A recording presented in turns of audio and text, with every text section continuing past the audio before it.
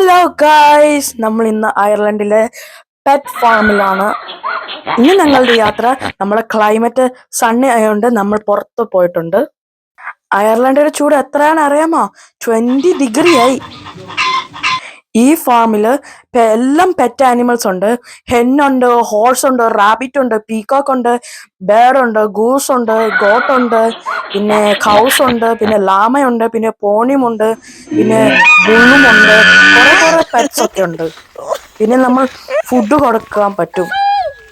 നമ്മൾ ടിക്കറ്റ് വാങ്ങിച്ചാൽ അവൻ നമുക്ക് ഫുഡുകളുടെ കയ്യിലേക്ക് തരും. അപ്പം നമുക്ക് ആനിമൽസിനെ ഫീഡ് ചെയ്യാൻ പറ്റും.